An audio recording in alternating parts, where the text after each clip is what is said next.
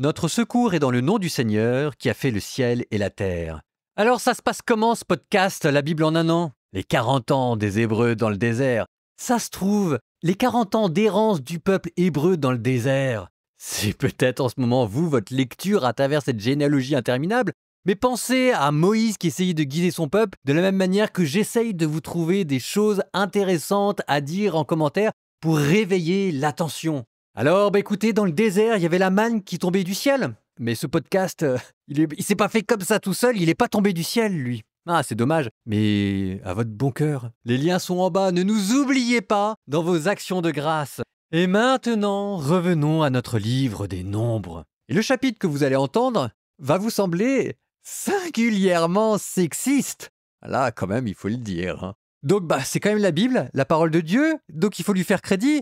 La question qu'il faut se poser dans ces cas-là, c'est comment, malgré les apparences, on est en train de subvertir la domination de l'homme sur la femme. Je vous accorde que c'est pas évident, je ne sais pas encore ce que je vais dire à ce propos. Vous allez peut-être trouver avant moi. Bonne lecture.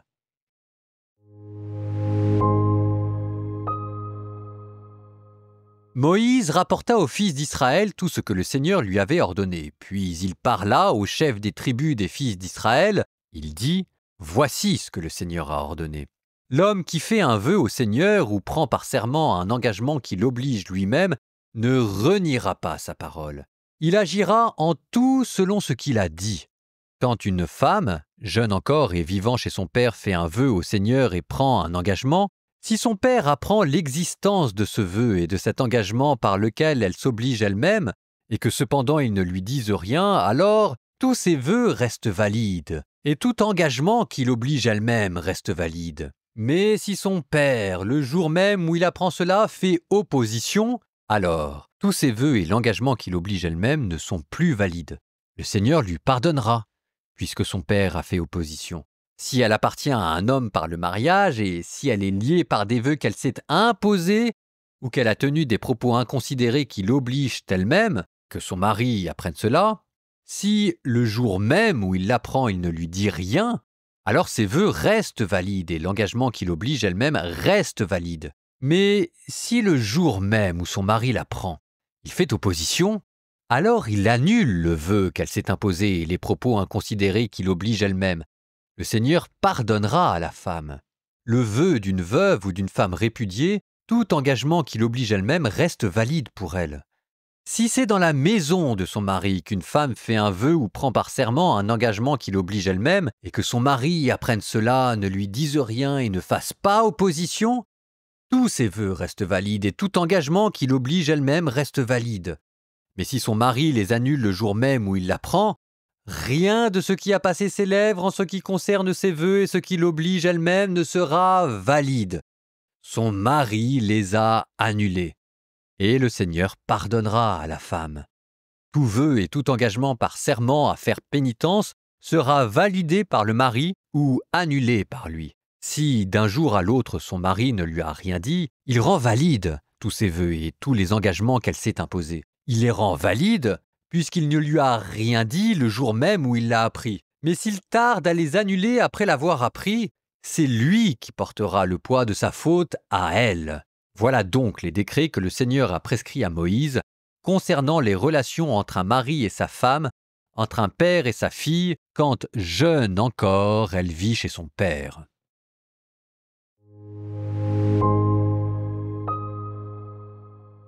Alors, je vous l'accorde, c'est pas bien clair de voir quel est le progrès et l'évolution du statut de la femme à travers ce chapitre. Une petite remarque avant d'aller dedans, vous notez quand même que ces longs chapitres qui parlent de sacrifices de fête se clôturent par les vœux privés, c'est-à-dire ceux qui ne sont pas obligatoires et qui procèdent de la générosité et de la dévotion personnelle. Là, on a dépassé ce qui était obligatoire, ce qui était défendu, et là maintenant on est dans la gratuité, l'expression libre de l'amour que l'on a pour Dieu. Ces vœux ne sont pas particulièrement encouragés, parce que précisément ce sont des vœux privés et que ça ressort de votre libre initiative, mais on leur fait une place et on leur fait une place à la fin, comme si c'était le sommet de la religion, ou plutôt comme si la religion devait vous amener jusque-là et que c'était dans cette gratuité généreuse qu'elle trouvait son plein accomplissement.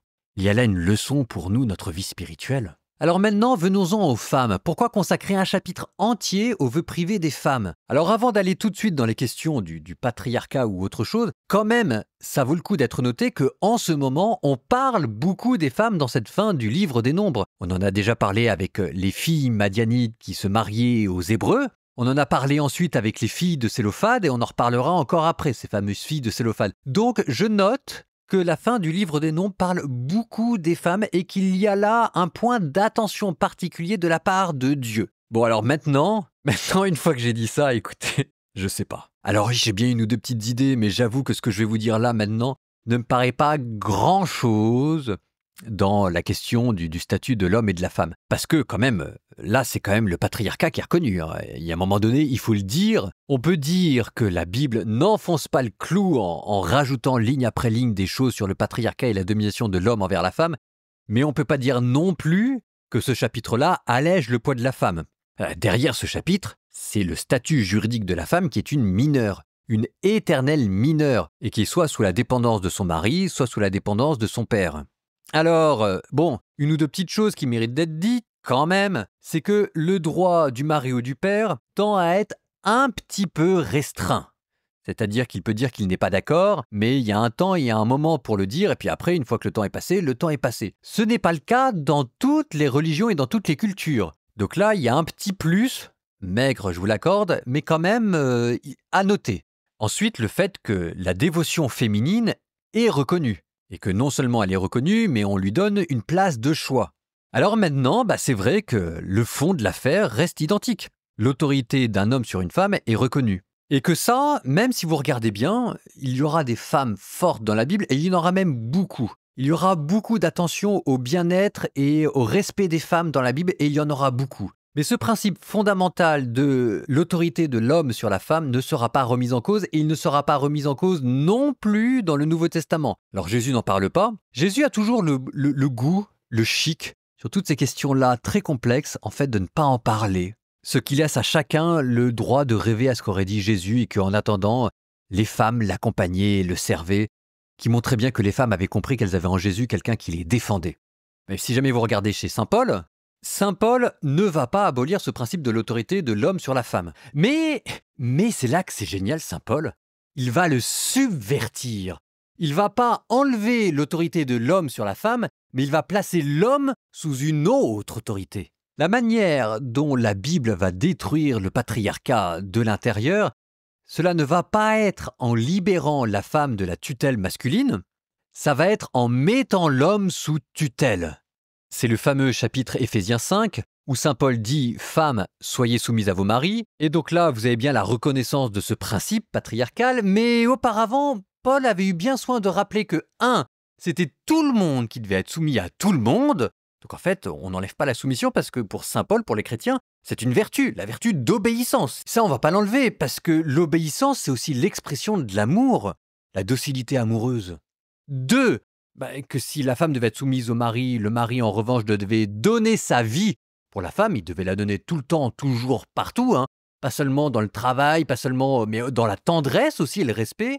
Et 3, que la femme devait être soumise au mari pour autant que le mari était soumis à Jésus. Ce qui en fait change complètement la donne. Parce que ça veut dire que si jamais une femme a un mari qui ne suit pas les règles de Jésus, elle n'est pas censée être soumise à lui. Ce qui fait que dans le passage apparemment le plus patriarcal du Nouveau Testament, quand vous le lisez attentivement, Paul détruit le patriarcat. Ce qui fait qu'il dira plus tard dans une autre lettre, en Jésus-Christ, il n'y a plus ni homme ni femme.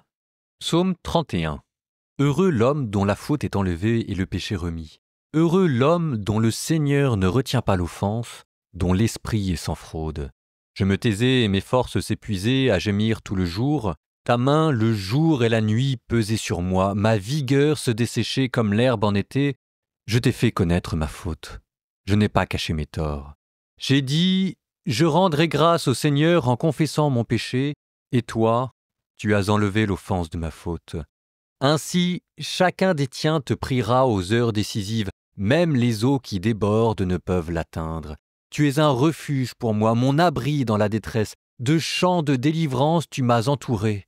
Je vais t'instruire, te montrer la route à suivre, te conseiller, veiller sur toi. N'imite pas les mules et les chevaux qui ne comprennent pas qu'il faut mater par la bride et le mors, et rien ne t'arrivera. Pour le méchant, douleur sans nombre, Mais l'amour du Seigneur entourera ceux qui comptent sur lui. Que le Seigneur soit votre joie. Exultez, hommes justes, hommes droits, chantez votre allégresse.